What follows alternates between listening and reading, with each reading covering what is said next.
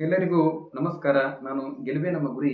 ನಮ್ಮ ಈ ಒಂದು ಕರ್ನಾಟಕ ರಾಜ್ಯದಲ್ಲಿ ಬರುವಂತ ಕೃಷಿ ಮತ್ತು ತೋಟಗಾರಿಕೆ ಇಲಾಖೆಯಿಂದ ರೈತರಿಗೆ ಒಂದು ರೀತಿ ನೀರಾವರಿಯನ್ನು ಸುಗಮಗೊಳಿಸಲಿಕ್ಕೆ 90% ಸಬ್ಸಿಡಿಯೊಂದಿಗೆ ಡೀಸೆಲ್ ಪಂಪ್ ಸೆಟ್ ಅನ್ನು ಒದಗಿಸುವಂತ ಒಂದು ಮಹತ್ವ ಯೋಜನೆಯನ್ನು ಕೂಡ ಜಾರಿಗೆ ತಂದಿದೆ.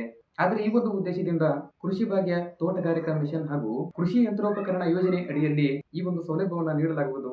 ಇದರಲ್ಲಿ ವಿದ್ಯುತ್ ಸಂಪರ್ಕದ ಕೊರತೆ ಆಗಿರಬಹುದು, ಏನಾದರೂ ವಿದ್ಯುತ್ ವ್ಯತ್ಯಯದ ಸಂದರ್ಭಗಳಲ್ಲಿ ಬೆಳೆಗಳಿಗೆ ಒಂದು ರೀತಿ ಸಕಾಲದಲ್ಲಿ ನೀರಾವರಿಯ ಸೌಲಭ್ಯವನ್ನು ಒದಗಿಸಲಿಕ್ಕೆ ಡೀಸೆಲ್ ಪಂಪ್ ಸೆಟ್ಗಳನ್ನು ಅಳವಡಿಕೆ ಮಾಡುವಂಥದ್ದು ಬಹಳ ಅವಶ್ಯಕತೆ ಇರುತ್ತದೆ. ಆದರೆ ಈ ಒಂದು ಯೋಜನೆಯಿಂದ ನಮ್ಮಲ್ಲಿರುವಂತಹ ಎಲ್ಲ ರಾಜ್ಯದ ರೈತರಿಗೆ ಕಡಿಮೆ ವೆಚ್ಚದಲ್ಲಿ ಪಂಪ್ ಸೆಟ್ಗಳನ್ನು ಲಭ್ಯವಾಗಲಿದ್ದಾವೆ. ಇದರಿಂದ ಕೃಷಿ ಹೊಂಡಗಳಾಗಿರಬಹುದು, ಆನಂತರ ಕಾಲುವೆಗಳಾಗಿರಬಹುದು, ಇವೆಲ್ಲದಕ್ಕೂ ಬೇಕಾಗುತ್ತದೆ. ಯಾವುದೇ ಒಂದು ನೀರಾವರಿ ಅಳವಡಿಕೆಯನ್ನು ಮಾಡ್ಕೊಳ್ಬೇಕಾದ್ರೆ ಈ ಒಂದು ಸೌಲಭ್ಯವನ್ನು ಬೇಕಾಗುತ್ತದೆ. ಯಾವುದೇ ಒಂದು ನೀರಾವರಿ ಸೌಲಭ್ಯವನ್ನು ಕಲ್ಪಿಸಿಕೊಳ್ಳುವಂತಹ ಒಂದು ಸಂದರ್ಭದಲ್ಲಿ ಬೆಳೆಗಳಿಗೆ ಸಕಾಲದಲ್ಲಿ ನೀರಾವರಿಯನ್ನು ಒದಗಿಸುವಂತಹ ಉದ್ದೇಶದಿಂದ ಡೀಸೆಲ್ ಪಂಪ್ ಸೆಟ್ಗಳ ಅವಶ್ಯಕತೆ ತುಂಬಾ ಇರುತ್ತದೆ. ಅದರಿಂದ ಈ ಒಂದು ಯೋಜನೆಯಿಂದ ರೈತರಿಗೆ ಕಡಿಮೆ ವೆಚ್ಚದಲ್ಲಿ ಪಂಪ್ ಸೆಟ್ಗಳು ಲಭ್ಯವಾಗಲಿದ್ದಾವೆ. ಇದರಲ್ಲಿ ಕೃಷಿ ಹೊಂಡಗಳು, ಕಾಲುವೆಗಳು ಇವೆಲ್ಲವನ್ನು ಸೇರಿದಂತೆ ಅನೇಕ ನೀರಾವರಿಯ ಮೂಲಗಳಿಂದ ಬರುವಂತ ಯಾವುದೇ ಒಂದು ನೀರನ್ನು ಎತ್ತಲಿಕ್ಕೆ ಇದೊಂದು ಬಹಳ ಸಹಾಯಕವಾಗುತ್ತದೆ. ಆದರೆ ಈ ಒಂದು ಸೌಲಭ್ಯವನ್ನು ಪಡ್ಕೊಳ್ಳುವಂತಹ ಒಂದು ರೈತರಿಗೆ ಇರಬೇಕಾಗಿರತಕ್ಕಂಥ ಅರ್ಹತೆಗಳು ಏನಂದ್ರೆ, ಆ ಒಂದು ಅರ್ಜಿದಾರರಲ್ಲಿ ತಮ್ಮ ಒಂದು ಕೃಷಿ ಜಮೀನನ್ನು ಹೊಂದಿರಬೇಕು, ಅವರಲ್ಲಿ ಒಂದು ಕೃಷಿ ಹೊಂಡ ಅಥವಾ ನೀರಾವರಿಯ ಮೂಲವನ್ನು ಕೂಡ ಇರಬೇಕು. ಅಂದ್ರೆ ಯಾವುದೇ ಒಂದು ಕೃಷಿ ಹೊಂಡಕ್ಕೆ ಅರ್ಜಿಯನ್ನು ಸಲ್ಲಿಸಬೇಕು ಅಷ್ಟೇ. ಇದಕ್ಕೆ ಸಂಬಂಧಪಟ್ಟಿರ್ತಕ್ಕಂಥ ಡಾಕ್ಯುಮೆಂಟ್ಗಳು ಅಂದ್ರೆ ದಾಖಲೆಗಳು ಏನಂದ್ರೆ, ಅವರ ಒಂದು ಆಧಾರ್ ಕಾರ್ಡ್ ಬೇಕು, ಆನಂತರ ರೇಷನ್ ಕಾರ್ಡ್ ಬೇಕು, ಪಾಸ್ಪೋರ್ಟ್ ಖಾತರದ 2 ಫೋಟೋ ಬೇಕು, ಜಮೀನಿನ ಒಂದು RTCಯ ಪಹಣಿ ಬೇಕು, ಆನಂತರ ಬ್ಯಾಂಕ್ ಪಾಸ್ಬುಕ್ ಬೇಕು, ನೀರಾವರಿ ಸೌಲಭ್ಯವನ್ನು ಪಡೆದಿರತಕ್ಕಂಥ ಒಂದು ಮೂಲ ದೃಢೀಕರಣ ಪತ್ರವನ್ನು ಬೇಕು.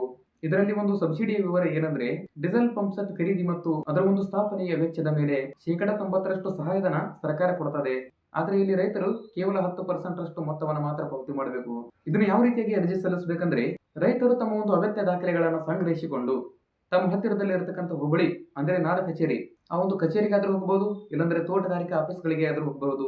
ಆ ಒಂದು ಕಚೇರಿಗಳಿಗೆ ಭೇಟಿಯನ್ನು ನೀಡೋದ್ರ ಮುಖಾಂತರ ಈ ಒಂದು ಪಂಪ್ ಸೆಟ್ಗಳಿಗೆ ಅರ್ಜಿಯನ್ನು ಸಲ್ಲಿಸಬಹುದು.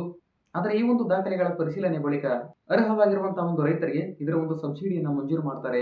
ಈ ಒಂದು ಯೋಜನೆಗೆ ಇರುವಂತಹ ಲಾಭಗಳು ಏನಂದ್ರೆ, ಸಕಾಲಿಕವಾದಂತಹ ನೀರಾವರಿಯಿಂದ ಅವರ ಒಂದು ಬೆಳೆಯ ಉತ್ಪಾದನೆಯನ್ನು ಹೆಚ್ಚಿಸಬಹುದು. ಅದರಂತೆ ರೈತರಿಗೆ ಒಂದು ರೀತಿ ಭಾರದ ಒಂದು ಅಗತ್ಯವನ್ನು ಕೂಡ ಕಡಿಮೆ ಆಗಬಹುದು. ಆಮೇಲೆ ಗ್ರಾಮೀಣ ಆರ್ಥಿಕತೆಯನ್ನು ಉತ್ತೇಜಿಸುವಂತದ್ದಾಗಿರಬಹುದು, ಹಲವಾರು ಪ್ರಯೋಜನಗಳು ಆಗಲಿದ್ದಾವೆ. ಇದರಿಂದ ರೈತರ ಒಂದು ಜೀವನ ಉಪಾಯನ ಸುಧಾರಣೆ ಆಗಿರಬಹುದು, ಹಾಗೇನೆ ಕೃಷಿ ಉತ್ಪಾದಕತೆಯನ್ನು ಕೂಡ ಹೆಚ್ಚಿಸುವಂತದ್ದಿದೆ. ಇವೆಲ್ಲವನ್ನ ಮಾಡುವಂತದ್ದು ಈ ಒಂದು ಯೋಜನೆಯ ಉದ್ದೇಶದ ಗುರಿಯಾಗಿದೆ. ಆದರೆ ಅರ್ಹವಾಗಿರುವಂತಹ ಒಂದು ರೈತರು ಇದರ ಒಂದು ಸದುಪಯೋಗವನ್ನು ಪಡ್ಕೊಳ್ಳುವಂತೆ ರಾಜ್ಯ ಸರ್ಕಾರದ ಇಲಾಖೆ ಇದರ ಒಂದು ಮನವಿಯನ್ನು ಮಾಡಿದೆ. ಇದರಲ್ಲಿ ಎರಡನೇದಾಗಿ ಹೇಳಬೇಕಾದ್ರೆ, ಪರಿಶಿಷ್ಟ ಜಾತಿ ಮತ್ತು ಪರಿಶಿಷ್ಟ ಪಂಗಡದಲ್ಲಿ ಬರುವಂತಹ ಸದಸ್ಯರಿಗೆ ಹೊಲಿಗೆ ಯಂತ್ರ ವಿತರಣೆಗೆ ಅರ್ಜಿಯನ್ನು ಕರೆದಿದ್ದಾರೆ. ಇದು ಶಿವಮೊಗ್ಗ ಜಿಲ್ಲೆಯಲ್ಲಿ ಬರುವಂತಹ ಹೊಸನಗರ ಪಟ್ಟಣ ಪಂಚಾಯಿತಿ ವ್ಯಾಪ್ತಿಯಲ್ಲಿನ ಪರಿಶಿಷ್ಟ ಜಾತಿ ಮತ್ತು ಪರಿಶಿಷ್ಟ ಪಂಗಡದ ಫಲಾನುಭವಿಗಳಿಗೆ 2019ರಿಂದ 20, ಆಮೇಲೆ 2024ರಿಂದ 25ನೇ ಸಾಲಿನವರೆಗೂ ಕೂಡ SFC ಯೋಜನೆ ಅಡಿಯಲ್ಲಿ ಬಾಕಿ ಉಳಿದಿರತಕ್ಕಂತ ಈ ಒಂದು ಅನುದಾನದಲ್ಲಿ ಹೊಲಿಗೆ ಯಂತ್ರವನ್ನು ಪಡೆಯಲಿಕ್ಕೆ ಆಸಕ್ತರಿಂದ ಅರ್ಜಿಯನ್ನು ಕರೆದಿದ್ದಾರೆ. ಆದರೆ ಇದಕ್ಕೆ ಆಸಕ್ತಿ ಇರುವಂತವರು ತಮ್ಮ ಪಟ್ಟಣ ಪಂಚಾಯಿತಿ ಕಚೇರಿಯಿಂದ ನಮ್ಮಲ್ಲಿರುವಂತಹ ಎಲ್ಲ ದಾಖಲೆಗಳನ್ನು ಸಂಗ್ರಹಿಸಿ ಇಟ್ಟುಕೊಂಡು ಅಲ್ಲಿರುವಂತಹ ಒಂದು ಅರ್ಜಿ ಫಾರ್ಮ್ ಅನ್ನು ಭರ್ತಿ ಮಾಡಿ ಅಗತ್ಯ ಇರುವಂತಹ ದಾಖಲೆಗಳನ್ನು ಲಗತ್ತಿಸಿ 2026ರ ಜನವರಿ 7ರ ಒಳಗಾಗಿ ಅರ್ಜಿಯನ್ನು ಸಲ್ಲಿಸಬೇಕು. ಆದರೆ ಇದಕ್ಕೆ ಸಂಬಂಧಪಟ್ಟಂತ ಒಂದು ವೆಬ್ಸೈಟ್ ಅನ್ನು ಕೂಡ ನಾನು ಡಿಸ್ಕ್ರಿಪ್ಷನ್ ಅಲ್ಲಿ ಕೊಟ್ಟಿದ್ದೀನಿ.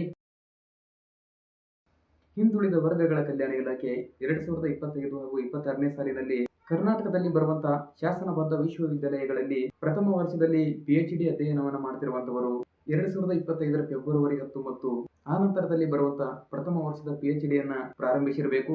ಆದರೆ ನಮ್ಮ ಈ ಒಂದು ರಾಜ್ಯದ ಹಿಂದುಳಿದ ವರ್ಗಗಳಾದಂತಹ ಕೆಟಗರಿ 1, 2A ಹಾಗೂ 3B ಈ ಒಂದು ವರ್ಗಗಳಿಗೆ ಸೇರಿರುವಂತಹ ಒಂದು ಅಭ್ಯರ್ಥಿಗಳಿಗೆ ಅವರ ಒಂದು ವ್ಯಾಸಂಗದ ವೇತನ ಆಗಿರಬಹುದು, ಆನಂತರ ಇದರ ಒಂದು ಫಿಲಾಸಫಿಯನ್ನು ಪಡೆಯಲಿಕ್ಕೆ ಇದರ ಒಂದು ಅರ್ಜಿಯನ್ನು ಕರೆಯಲಾಗಿದೆ.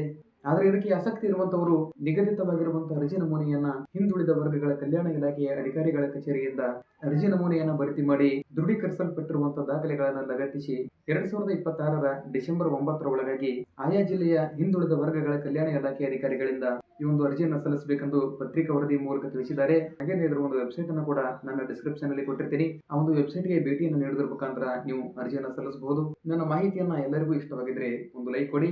ನನ್ನ ಚಾನಲ್ಗೆ ಯಾರಾದರೂ ಹೊಸಬರು ಕನೆಕ್ಟ್ ಆಗಿಲ್ಲ ಅಂದ್ರೆ ನನ್ನ ಚಾನಲ್ ಅನ್ನು ಸಬ್ಸ್ಕ್ರೈಬ್ ಮಾಡ್ಕೊಳ್ಳಿ. ಮುಂದಿನ ಒಂದು ಮಾಹಿತಿಯಲ್ಲಿ ಮತ್ತೆ ಸಿಗೋಣ. ಎಲ್ಲರಿಗೂ ಧನ್ಯವಾದ.